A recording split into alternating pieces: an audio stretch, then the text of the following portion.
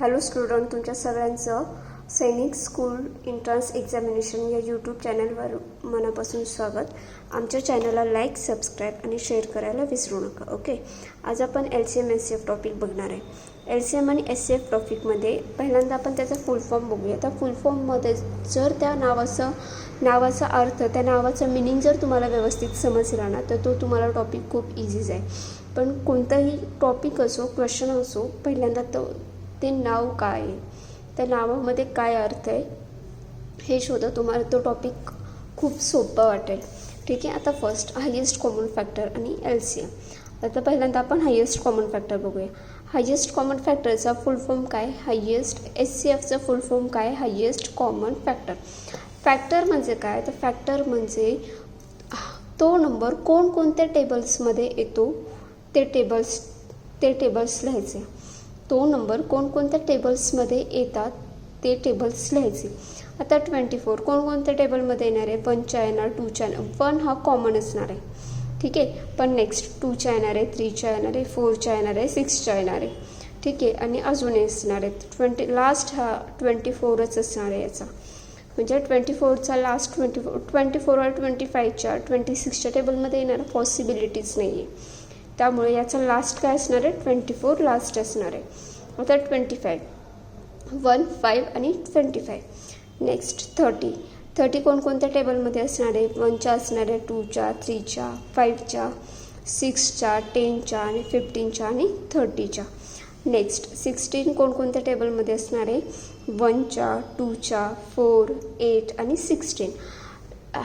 SCF काढताना तो numbers कोणकोणत्या टेबलमध्ये येतो ते फक्त टेबल्स लिहायचे असतात. लास्ट हा तोच नंबर असतो. ठीक आहे.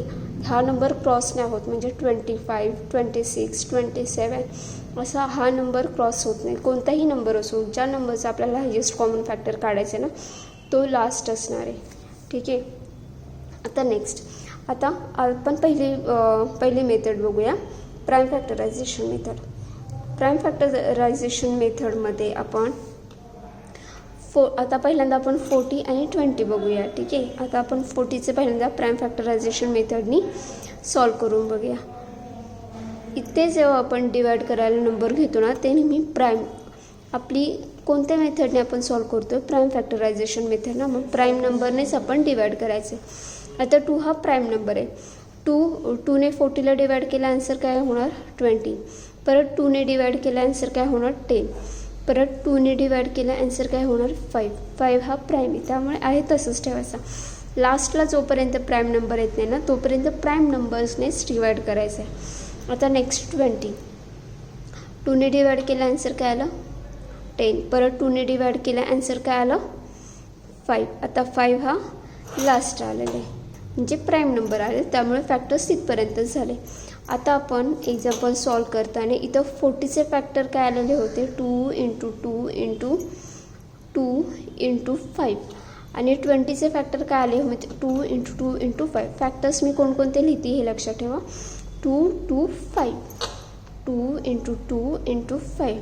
मग याच्यामध्ये जे फक्त कॉमन आहेत तेच घ्यायचे. आता कॉमन काय काय यामध्ये? 2 × 2, 2 हे 2 आणि 5. मग याची मल्टिप्लिकेशन किती होईल? 10, 20. ठीक आहे. म्हणजे 40 आणि 20चा हायेस्ट कॉमन फॅक्टर किती आला? 20. आता आपण असं काढून बघूया. 40 आणि 20 कोणकोणत्या टेबलमध्ये येतात ते. आता 40 कोणकोणत्या टेबलमध्ये येणार आहेत? 1च्या येणार आहे, 2च्या येणार आहे, नेक्स्ट 4च्या येणार आहे, 5च्या येणार आहे, 8च्या येणार आहे, 10च्या येणार आहे. ठीक आहे. नंतर 20च्या येणार आहे. नंतर पुढे 20 1, 2, 4, 5, 10 आणि 20 नंतर हा नंबर कोणत्याच याच्यामध्ये कॉमन नसणार आहे. हायेस्ट कॉमन फॅक्टर आपण जेव्हा त्या नंबर्स, त्या टेबल्स, म्हणजे तो नंबर कोणकोणत्या टेबल्समध्ये येतो ते लिहितो ना, तेव्हा जो सगळ्यात मोठा, म्हणजे सगळ्यात शेवटी पण कॉमन असेल असा जो नंबर असणार आहे तो हायेस्ट कॉमन फॅक्टर असणार आहे. पहिल्यांदा त्या वर्डचं आणि तो क्वेश्चन काय विचारलेला आहे त्या जोपर्यंत आपल्याला त्याचा अर्थ व्यवस्थित कळत नाही ना तोपर्यंत आपल्याला मॅथ्स व्यवस्थित समजत नाही. ठीक आहे, बऱ्याचदा कन्सेप्ट क्लिअर असतो पण आपण क्वेश्चन नीट समजून न घेतल्यामुळं मोठमोठे किंवा एकदम सिली मिस्टेक्स होतात आणि पूर्ण क्वेश्चन स्ट्रॉंग होतो. त्यामुळे पहिल्यांदा मिनिंग व्यवस्थित समजून घ्यायचा. ठीक आहे, आता आपल्याला 40चे प्राईम फॅक्टरायझेशनने आपण आन्सर काढलं 20 आला. आणि असं नॉर्मली म्हणजे जेव्हा आपण टेबल्स कोणकोणत्या टेबल्समध्ये येतात ते नंबर्स हे जेव्हा काढलं तेव्हा आपण आन्सर काय आलं आपलं 20 आला.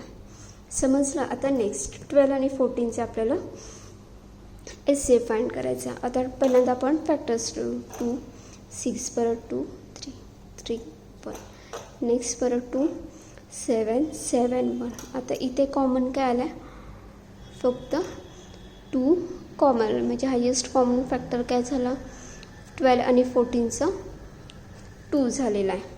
हायेस्ट कॉमन फॅक्टर 12 आणि 14चा काय झाला आहे 2. आता आपण या मेथडने करूया. 12 कोणकोणत्या टेबलमध्ये असणार आहेत 1च्या 2च्या 3च्या 4 नंतर 6 नंतर 8च्या नाही ते 9च्या नाही 10च्या नाही मग आता डायरेक्ट 12 नंतर 14 कोणकोणत्या टेबलमध्ये येणार आहेत 1 2 3च्या टेबलमध्ये 14 आहे 4च्या पण नाही 6च्या पण नाही 12च्या पण. मग त्यामुळे हायेस्ट कॉमन काय आला 2. हायेस्ट कॉमन फॅक्टर काय आला आपला 2 14 आणि 16चा. समजलं सगळ्यांना. हा व्हिडिओ शेवटपर्यंत बघा. मध्ये मी होमवर्क दिलेला आहे त्याचा स्क्रीनशॉट काढायचा. त्याचे जो होमवर्कसाठी एक्झाम्पल दिलेले आहेत त्याचे आन्सर कमेंट्स बॉक्समध्ये लिहायला विसरायचे नाही. ओके, आता नेक्स्ट बघूया आपण हायेस्ट कॉमन फॅक्टर काय. आता इथं 3 डिजिट्स आहेत 16 24 आणि 40. इथे 3 डिजिट्स आहेत. आता आपण 3 डिजिट्सचा हायेस्ट कॉमन फॅक्टर कसं काढायचं ते बघूया. 16 24 आणि 40 वेगवेगळे फॅक्टर्स काढूया आपण. आता इथं पहिल्यांदा 16चे 2ने डिवाइड केलं 8 येणार 2ने डिवाइड केलं 4 येणार 2ने डिवाइड केलं 2 येणार 2ने डिवाइड केलं 1 येणार. आता नेक्स्ट 24 2ने डिवाइड केलं 12 येणार 2ने डिवाइड केलं 6 येणार 2ने डिवाइड केलं 3 येणार 3ने डिवाइड केलं 1 येणार. आता 40 आहे 2ने डिवाइड केलं 20 येणार 2ने डिवाइड केल्यानंतर 10 येणार 2ने डिवाइड केलं 5 आणि 1. आता 16चे फॅक्टर काय आले होते 2 × 2 × 2 × 2 × 2 ते लिहायचे 2 2 आणि 2. ठीक आहे. आता नेक्स्ट 24चे फॅक्टर काय आले होते आपले 2 × 2 × 2 × 3 आणि 40चे फॅक्टर काय आले होते आपले 2 × 2 × 2 × 5. ठीक आहे, समजलं हे फॅक्टर्स कसे लिहिले मी ते.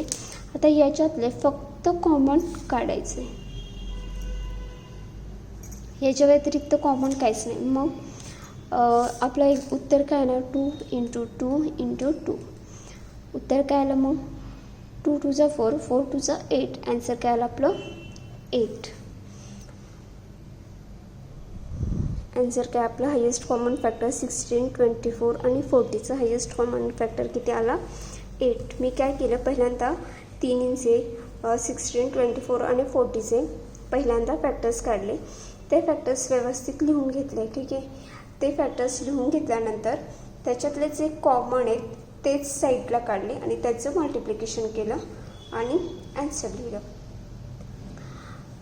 आता इथं मोठे नंबर्स होते की आपण टेबल्स वाईज असं प्रत्येक वेळेस नाही जाऊ शकत. त्यामुळे या प्राईम फॅक्टरायझेशन मेथडने पण हायेस्ट कॉमन फॅक्टर्स फाइंड करता येतो. आता next find highest common factor of 120 आणि 80. आपल्याला 120 आणि 80चा हायेस्ट कॉमन फॅक्टर काढायचा. पहिल्यांदा 120 बघू नंतर 80 बघू. पहिल्यांदा 2ने डिवाइड केलं आन्सर काय होणार 60. परत 2ने डिवाइड केलं आन्सर काय होईल 30. परत 2ने डिवाइड केलं आन्सर काय होईल 15. 3ने डिवाइड केलं आन्सर काय होईल 5. 5ने डिवाइड केलं आन्सर झालं 1. आता नेक्स्ट 80ला 2ने डिवाइड केलं ॲन्सर होईल 40. 2ने डिवाइड केलं 20. 2ने डिवाइड केलं 10. 2ने डिवाइड केलं 5. 5ने डिवाइड केलं 1. ठीक आहे. आता याचे आपण सगळे फॅक्टर्स व्यवस्थित लिहून घेऊया. 120चे फॅक्टर्स काय होते? 2 इंटू 2 इंटू 2 इंटू 3 इंटू 5. 80चे फॅक्टर काय होते? 2 इंटू 2 इंटू 2 इंटू 2 इंटू 5. 1 2 3 4 1 2 3 4 आणि 5 आहे तसेच. आता याच्यातले जे कॉमन आहेत ना तेच फक्त लिहायचे आहेत. आता याच्यामध्ये कॉमन काय काय? 2 इंटू 2 इंटू 2 इंटू 5. ठीक आहे. आता याचं मल्टिप्लिकेशन करूया. 5 2 10 10 2 20 20 2 40. 40 हे आपलं फायनल ॲन्सर आलं. म्हणजे हायेस्ट कॉमन फॅक्टर 120 आणि 80चा किती आला? 40. आता हे जे होमवर्कसाठी एक्झाम्पल दिलेले आहेत ना त्या एक्झाम्पलचं स्क्रीनशॉट काढायचे आणि त्याचे ॲन्सर्स कमेंट्स बॉक्समध्ये लिहायचे आहेत.